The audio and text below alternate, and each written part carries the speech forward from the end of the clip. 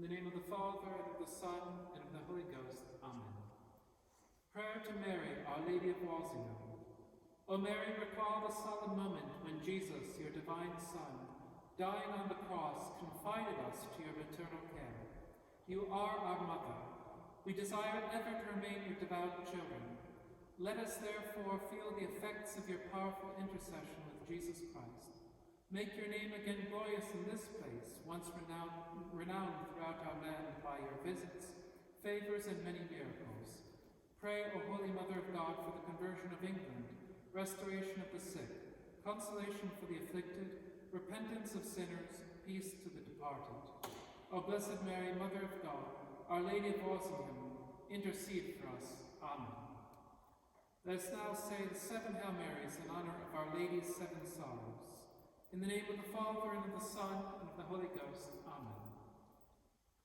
Hail Mary, full of grace, the Lord is with thee. Blessed art thou amongst women, and blessed is the fruit of thy womb, Jesus. Holy Mary, Mother of God, pray for us sinners, now and at the hour of our death. Amen. Hail Mary, full of grace, the Lord is with thee. Blessed art thou amongst women, and blessed is the fruit of thy womb, Jesus. Holy Mary, Mother of God, pray for us sinners, now and at the hour of our death. Amen. Hail Mary, full of grace, the Lord is with thee. Blessed art thou amongst women, and blessed is the fruit of thy womb, Jesus. Holy Mary, Mother of God, pray for us sinners, now and at the hour of our death. Amen. Hail Mary, full of grace, the Lord is with thee. Blessed art thou amongst women, and blessed is the fruit of thy womb, Jesus. Holy Mary, Mother of God, pray for us sinners, now and at the hour of our death. Amen. Hail Mary, full of grace, the Lord is with thee. Blessed art thou amongst women, and blessed is the fruit of thy womb, Jesus. Holy Mary, Mother of God, pray for us sinners, now and at the hour of our death. Amen. Hail Mary, full of grace, the Lord is with thee. Blessed art thou amongst women, and blessed is the fruit of thy womb, Jesus. Holy Mary, Mother of God, pray for us sinners, now and at the hour of our death. Amen. Hail Mary, full of grace, the Lord is with thee. Blessed art thou amongst women, and blessed is the fruit of thy womb, Jesus. Holy Mary, Mother of God, pray for us sinners, now and at the hour of our death. Amen. In the name of the Father, and of the Son, and of the Holy Ghost. Amen.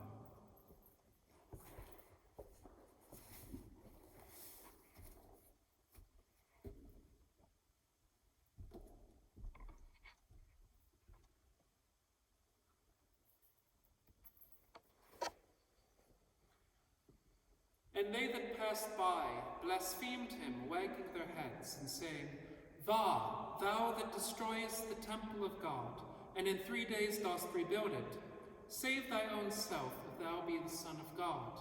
Come down from the cross." In like manner also the chief priests, with the scribes and ancients, mocking, said, "He saved others, himself he cannot save. If he be the King of Israel, let him now come down from the cross, and we will believe in him. He trusted in God, let him now deliver him, if he will have him. For he said, I am the Son of God."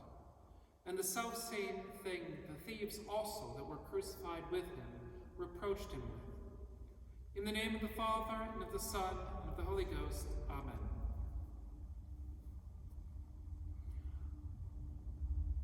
I heard once the story of a priest who was a pastor, and his mother served him for some time as the church secretary. Now, there are a number of things that could potentially go wrong with this arrangement, but in particular, it happened that whenever people called the church office or wrote to complain about the priests, yes, believe it or not, many people complain about priests, but in any case, whenever people would contact the parish office to complain about their pastor, his mother, the secretary, would not forward the messages on to her son, but rather she took it upon herself to respond forcefully and rather brutally to the unwanted criticism of her son.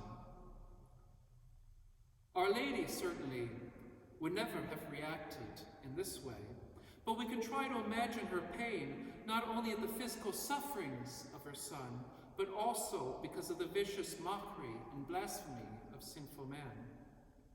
In her heart she would have experienced what he did.